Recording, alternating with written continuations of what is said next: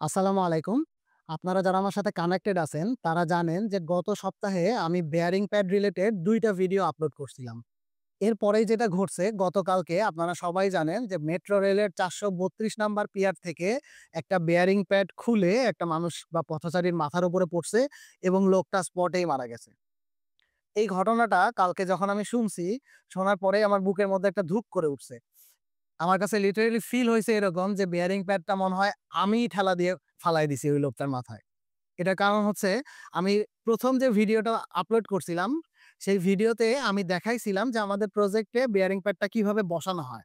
তো আমাদের প্রজেক্টে বেয়ারিং প্যাডটা একদমই ফ্ল্যাট একটা সারফেসের উপরে বসানো। মানে আমাদের বেয়ারিং প্যাডেস্টাল বা বেয়ারিং শিট বলি আমরা যেটাকে, এই বেয়ারিং প্যাডেস্টালে কোন রকম গর্ত করা নাই।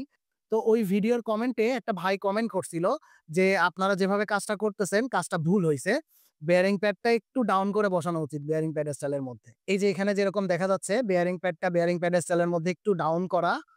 আর শুধু বেয়ারিং প্যাডেস্টালের মধ্যে ডাউন করা না, গার্ডারের মধ্যেও একটু ফাঁকা জায়গা আছে যেন বেয়ারিং প্যাডটা ঠিক জায়গায় বসে। এটার কারণ হচ্ছে ভূমিকম্প বা বিভিন্ন শক ওয়েভ বা ভাইব্রেশন এর কারণে বেয়ারিং প্যাডটা যেন সরে না যায়। তো সেই কমেন্টের রিপ্লাই আমি একটা ভিডিও করছিলাম যেটা আমার 2nd ভিডিও। আমি অত্যন্ত দুঃখ প্রকাশ করতেছি আমার 2nd ভিডিওটার জন্য যে সেই 2nd ভিডিওতে ভাষাগত অনেক ত্রুটি ছিল আমার। আমি যে ভাষা বা যে ল্যাঙ্গুয়েজ ইউজ করে এটা প্রোটেস্ট করছি, এইভাবে আমার প্রোটেস্ট করা মোটেও উচিত হয় নাই। আমার ওই ধরনের ভাষার কারণে যদি আপনি বা আপনারা দুঃখ পেয়ে থাকেন, আমি হাত জোড় করে ক্ষমা চাইতেছি ঐরকম ভাষা ইউজ করার জন্য। আমার 2nd যে ভিডিওটা সেখানে আমি বলছিলাম যে, "আমরা যেভাবে বসাচ্ছি এটা ঠিক আছে। আপনি যেভাবে বসাইছেন বা বসানোর কথা বলতেছেন এভাবেই করতে হবে এরকম কোনো কথা না।" এটার explanation টা আমি দিছিলাম সেই ভিডিওতে এবং এরপরেই যখন এরকম মেট্রো রেলের বেয়ারিং প্যাড একটা পড়ে গেল, তখন লিটারেলি আমার অনেক গিল্টি ফিল হচ্ছিল এবং আমি আমার 2nd ভিডিওর কমেন্ট বক্সে দেখতেছিলাম অনেকেই উল্টাপাল্টা করে বিভিন্ন রকম উল্টাপাল্টা মন্তব্য করতেছিল। তো এই উল্টাপাল্টা মন্তব্য দেখার পরে আমার সন্ধ্যার সময় এরকম ফিল হইছে যে আমি গতকালকে চিন্তা করছিলাম যে আমি আর এই ধরনের সিভিল ইঞ্জিনিয়ারিং কনটেন্ট বানাবো না। কারণ ওই ভাইটা পরবর্তীতে দেখলাম যে ওই যে ভাইটা এটা কমেন্ট করছিল উনি আবার আইসা কমেন্ট করছে জ্ঞানের পরিধি নিয়ে আরকি যে যার জ্ঞানের পরিধি যেরকম সেভাবেই আ ক আচরণ করা উচিত। আমার কাছে মনে হইছে যে আমার জ্ঞানের পরিধিটা অনেক কম। আসলে এভাবে ভিডিও বানায় মানুষকে মানে উল্টাপাল্টা ইনফরমেশন দিচ্ছি কিনা। এটা হওয়ার সম্ভাবনা খুবই স্বাভাবিক। কারণ আমি যে যখন বিএসসি করছি আমার সিজিপিএ অনেক খারাপ ছিল। আমার সিজিপিএ 2.5 এর কাছাকাছি। যেটার কারণে আমি চিন্তা করছিলাম যে আমি এই বেয়ারিং প্যাড রিলেটেড আরেকটা ভিডিও বানাবো। এরপরে আর কোন ভিডিও বানাবো না। এরকম একটা স্ট্যাটাস দিছিলাম। তো আমার সেই স্ট্যাটাসে দেখলাম ১ ঘন্টার মধ্যে প্রায় 50 প্লাস মানুষ কমেন্ট করছে যারা আমাকে ফলো করে। আমি আসলে বুঝি নাই যে আমার এত ফলোয়ার তৈরি হয়ে গেছে। তারা চাচ্ছিল যে আপনি ভিডিও কন্টিনিউ করেন। আ আমরা শিখতে পারতেছি। যাই হোক আমার আ যতটুকু আমি জানি সেরকমই শেয়ার করতেছিলাম। এই ব্যাপারটা আসলে আমার কাছে খারাপ লাগার কারণেই আমি এই ধরনের একটা সিদ্ধান্ত নিছিলাম। কিন্তু ওই স্ট্যাটাসের কমেন্ট বক্সের কমেন্ট এবং আমার ভার্সিটির জুনিয়র, সিনিয়র অনেকের কারণে আমি চিন্তা করছি না ভিডিও বানানো তো আমি কন্টিনিউ করব এবং বেয়ারিং প্যাড রিলেটেড অনেকগুলা ভিডিও আমি আপলোড করার চেষ্টা করব। যাই হোক, আমি কিন্তু আমার 2nd ভিডিওতে টেকনিক্যাল কোনো ব্যাপারের কারণে দুঃখিত না। আমি যে কাজটা করতেছি বা আমরা যে কাজটা করতেছি সেটা ঠিকই আছে। আমি এখনো বলতেছি এই কথাটা। আর মেট্রো রেলের বেয়ারিং প্যাডটা কেন নিচে পড়ে গেল, সেটা যেহেতু এখনো তদন্তের একটা বিষয়, এই তদন্তের বিষয় নিয়ে কথা বলাটা আসলে উচিত হবে না। কিন্তু আমি অনুমান করে বেশ কিছু কথা বলতে পারি যে এই ঘটনাগুলা সেখানে ঘটছে। অনুমান করে বলতেছি এটার কারণ হচ্ছে যেহেতু এখনো আবার রিপিট করতেছি এটা একটা তদন্ত চলতেছে এই ব্যাপারটা নিয়ে। এই ব্যাপারটা নিয়ে একদমই চোখ বন্ধ করে কোন কিছু কমেন্ট করা যায় না। কিন্তু আমি অনুমান করে যে ব্যাপারগুলা সম্পর্কে আপনাদেরকে বলার চেষ্টা করব সেটা হচ্ছে দেখেন, আমি যেই ব্রিজের বেয়ারিং প্যাড নিয়ে ভিডিও বানাইছিলাম এটা হচ্ছে একটা পিসি গার্ডার ব্রিজ। এটা আই গার্ডার বা বিম ব্রিজ বলি আমরা এগুলাকে। তো এখানে দেখেন ১০ টা আই গার্ডার আছে। বা ১০ টা পিসি গার্ডার আছে। এই ১০ টা গার্ডারের নিচে কিন্তু ১০ টা বেয়ারিং প্যাড আছে।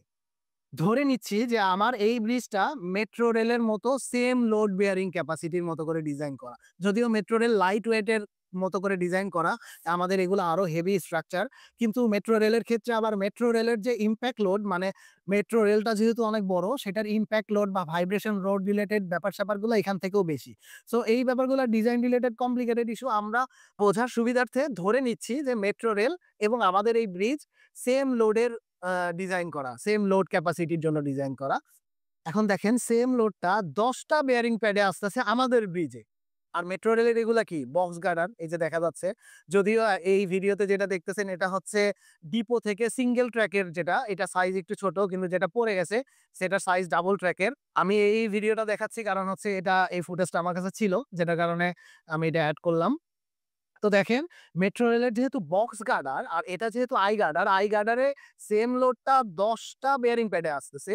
আর বক্স গার্ডারে বা মেট্রো রেলে সেম লোডটা মাত্র ২ টা বেয়ারিং প্যাডে আসতেছে। ২ টা বেয়ারিং প্যাড যেখানে আমরা দিচ্ছি, ওই বেয়ারিং প্যাডের কি লোড বেয়ারিং ক্যাপাসিটি বেশি লাগবে না? আমরা যে প্যাড ইউজ করতেছি তার থেকেও কিন্তু এটার লোড বেয়ারিং ক্যাপাসিটি অনেক বেশি লাগার কথা। এটা হচ্ছে ফার্স্ট পয়েন্ট, আমার ফার্স্ট অবজারভেশন। এখন ঘটনা হচ্ছে আমরা কি সেই লোড বেয়ারিং ক্যাপাসিটি মেনে এই বেয়ারিং প্যাড গুলা প্রোভাইড করছি কিনা এটা একটা তদন্তের বিষয় হতে পারে। আর এই লোড বেয়ারিং ক্যাপাসিটি কিভাবে বাড়ানো হয়? এগুলা যেহেতু steel laminated elastomeric pad bearing, এটার থিকনেস বাড়াইতে হবে এবং থিকনেসের সাথে, সাথে এটার ভেতরে স্টিলের লেয়ারও বাড়াইতে হবে। এই যে বেয়ারিং প্যাডটা দেখতে পারতেছেন, এই বেয়ারিং প্যাডের রাবারের মধ্যে কিন্তু এই যে স্টিলের প্লেট দেখা যাচ্ছে, এই যে কোনায়, এই স্টিলের প্লেট গুলাই কিন্তু হচ্ছে যে এক্সট্রা একটা স্ট্রেন দেয়। এটা রিইনফোর্সমেন্ট এর মতো কাজ করে। তো যার লোড বেয়ারিং ক্যাপাসিটি যত বেশি সে বেয়ারিং এর থিকনেসও বেশি এবং এই নাম্বার অফ স্টিল মানে নাম্বার অফ স্টিল লেয়ারও কিন্তু বেশি। এটা হচ্ছে ফার্স্ট বিষয়। সেকেন্ড বিষয়টা হচ্ছে আপনারা দেখবেন যে মেট্রো রেলের যে পিয়ার থেকে বেয়ারিং প্যাডটা পড়ে গেছে সেখানে একটা সুপার এলিভেশন আছে। এটাই হচ্ছে সবচেয়ে গুরুত্বপূর্ণ ইস্যুটা। প্যাডটা বের হয়ে যাওয়ার মেইন রিজনটা আমার কাছে মনে হতে পারে যে এটা সুপার এলিভেশন এর কারণে দেখেন, সুপার এলিভেশন এর কারণে কিন্তু সেগমেন্টটা একটু কাত করা থাকে। এই যে একটু কাত করে না, তখন যখন এটার উপর দিয়ে লোড যায় ট্রেনের এই লোডটা তো অনেক বেশি লোড, হেভি লোড।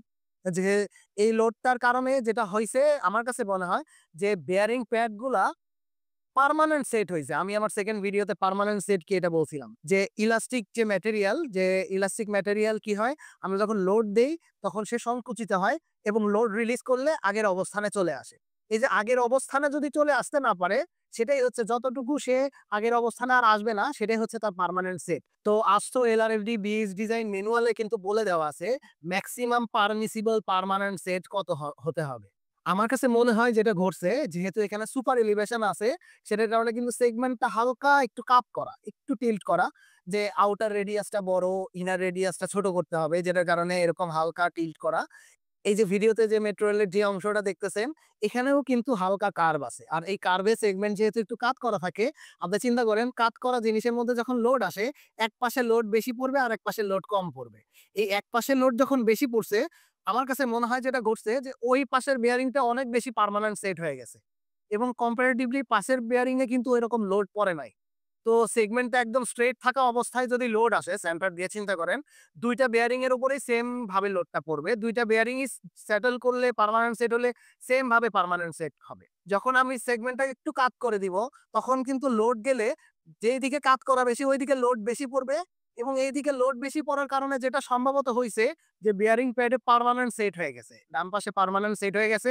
বাম পাশে যে পাশে একটু উঁচু করা সেই পাশে দেখবেন যে বেয়ারিংটা যেটা পড়ছে, ওই পুলিশ যখন নিয়ে আসতেছিল আমি ভিডিওতে দেখলাম যে বেয়ারিংটা একটা কর্নারে বসে যাওয়া। একটা কর্নারে পার্মানেন্ট সেট হইছে। এর মানে কি? একটা কর্নারে পার্মানেন্ট সেট হইছে মানে ওই বেয়ারিংটা সেন্টারে লোড পড়ে নাই। ওইটার একটা কর্নারে লোড পড়ছে এবং ট্রেন যখন গেছে, যে বারবার যখন ট্রেন গেছে তখন ওইটা আস্তে, আস্তে এটা আমার কাছে মনে হয় যে এটা একবারে ঘটে নাই। এটা আস্তে, আস্তে সরছে। মানে ট্রেন গেছে ওই কোণাতে লাইগা ও হচ্ছে ওর উপরে একটা ল্যাটারাল ফোর্স ক্রিয়েট হইছে। এই ধরনের বেয়ারিং প্যাড গুলা শুধুমাত্র ভার্টিক্যাল ফোর্স এর জন্য ডিজাইন করা। ল্যাটারাল ফোর্স এর জন্য অন্য ধরনের বেয়ারিং প্যাড ইউজ করতে হয়। তো আমার কাছে মনে হয় যে এই ঘটনাটাই এখানে ঘটছে এবং আমি গতকালকে এই রিলেটেড অনেকগুলা নিউজ দেখলাম। যে নিউজে অনেক উল্টাপাল্টা নিউজ করা হইছে যে ইনফরমেশন রিলেটেড, যেরকম হচ্ছে যে আমার যতটুকু জানা মেট্রো রেলের ডিপো থেকে ৩৭৭ নাম্বার পিয়ার পর্যন্ত আইটিডি করছে। আইটিডি হলো ইতাল থাই ডেভেলপমেন্ট, উত্তরা থেকে আগারগা পর্যন্ত। এই পোরশনটা আইটিডি করছে। কিন্তু অনেক নিউজে দেখলাম যে বলা হচ্ছে যে এই পোরশনটা ঠিকাদার ছিল আইটিডি। এটা কিন্তু ঠিকাদার আইটিডি ছিল না। এটা আব্দুল মোনেম টেকেন জয়েন্ট ভেঞ্চারে আরো একটা জাপানিজ কোম্পানি ছিল। তারা জয়েন্ট ভেঞ্চারে এই কাজটা করছে। আর আমার কাছে মনে হয় যে এই ব্যাপারটা তদন্ত করা সবচেয়ে ইজি কাজ। সবচেয়ে ইজি কাজ কারণ হচ্ছে বেয়ারিং প্যাডটা আমরা যে বেয়ারিং প্যাডটা নিচে পড়ছে ওই বেয়ারিং প্যাডটা যদি আমরা বুয়েটে নিয়ে যাই, এটা নন ডিস্ট্রাকটিভ টেস্ট আছে, ডিস্ট্রাকটিভ টেস্ট আছে। এই টেস্ট গুলা করলেই কিন্তু আমরা বুঝতে পারবো যে এই বেয়ারিং প্যাডটা এতটুকু লোডের জন্য ক্যাপেবল কিনা, বা এই বেয়ারিং প্যাডটা এই জায়গায় বসানো ঠিক হইছে কিনা। আরো একটা ব্যাপার খেয়াল করে দেখলাম যে অনেকেই বলতেছে এই বেয়ারিং প্যাডটার ওজন ১৪০ থেকে ৫০ কেজি। প্রথম আলো, আমি নাম ডিরেক্টলি মেনশন করে বলতেছি। প্রথম আলোর একটা প্রতিবেদনে দেখবেন ১৪০ থেকে ১৫০ কেজি। অদ্ভুত ব্যাপার, একটা ব্যাপার খেয়াল করে দেখবেন যে পুলিশ কি করতেছে, ওইটাকে রোল করে সামনের দিকে আগাচ্ছে। এত কমফোর্টেবলি ১৫০ কেজি উঠানো যায় না। আমি বলছি না বেয়ারিং প্যাড নিয়ে আমি ভিডিও আরো বানাবো। আমি বেয়ারিং প্যাডের ওয়েট রিলেটেড একটা আইডিয়া দিব। আমি এক্সাক্টলি জানি না মেট্রো রেলের এই বেয়ারিং প্যাডের ডাইমেনশন কত ছিল। তবে আমার কাছে মনে হয় যে এটা ৫০ কেজির বেশি হওয়ার কথা না। আরেকটা ব্যাপার হচ্ছে ইলাস্টোমেরিক বেয়ারিং প্যাড গুলা দেখবেন যেখানে স্লোপের মধ্যে বসানো হয়। বিশেষ করে ডাউনওয়ার্ড র‍্যাম্পে, এয়ারপোর্টের আগে একটা আছে দেখবেন। এয়ারপোর্টের আগে দেখা যায়। আমি দেখছি। আ আমার কাছে ফুটেজ নাই। দেখবেন যে ওয়েজ দেওয়া থাকে। যেহেতু দেখেন যে যেখানে ডাউনওয়ার্ড, রাডারটা ডাউনওয়ার্ড, আমার পিয়ারটা তো স্ট্রেইট, তাই না? পিয়ারটা স্ট্রেইট, বেয়ারিং প্যাডটাও একদম স্ট্রেইট ভাবে বসানো। তো এটা যেহেতু ডাউনওয়ার্ড, তার মানে এইদিকে একটা ওয়েজ এর মতো ঢুকানো হয়। এই যে ছবিতে দেখতেছেন এরকম ওয়েজ দিতে হয়। তো এই ওয়েজ গুলাও আস্ত এলআরএফডি ব্রিজ ডিজাইন ম্যানুয়ালে বলে দেওয়া আছে কিভাবে এই ওয়েজ গুলা দিতে হবে। আমার কাছে মনে হয় যে এটা যেহেতু সুপার এলিভেশন এর একটা কাট করা, এখানে কোনো ওয়েজ ব্যবহার করা হয় নাই। আসলে এই ধরনের সুপার এলিভেশন এর বক্স গার্ডারের ক্ষেত্রে এই ধরনের নরমালি ইলাস্টোমেরিক বেয়ারিং গুলো ইউজ করা উচিত হয় না। ইলাস্টোমেরিক বেয়ারিং প্যাড গুলো অনেক টাইপের আছে। আমি আমার আগের ভিডিওতে বলছিলাম যে ২ টা টাইপ আছে। ২ টা টাইপ না, I am extremely sorry, ইলাস্টোমেরিক bearing এর অনেকগুলা টাইপ আছে। অনেকগুলা টাইপের মধ্যে হচ্ছে যে উপরে স্টিল দিয়ে স্যান্ডউইচের মতো বানানো থাকে। ওইগুলা স্যান্ডউইচ ইলাস্টোমেরিক বেয়ারিং বলা থাকে। আমি এই ভিডিওটাকে এত বেশি বড় করব না। আমি চেষ্টা করব পরবর্তী ভিডিওতে ইলাস্টোমেরিক বেয়ারিং প্যাড বলেন বা যেকোনো ধরনের ব্রিজ বেয়ারিং নিয়ে আরো ভিডিও বানাইতে। তো আপনাদেরকে অসংখ্য ধন্যবাদ আমার সাথে থাকার জন্য। আমার জন্য দোয়া করবেন যেন আমি কোন ধরনের উল্টাপাল্টা ইনফরমেশন দিয়ে আপনাদেরকে কনফিউজ না করি। ধন্যবাদ সবাইকে। আসসালামু আলাইকুম।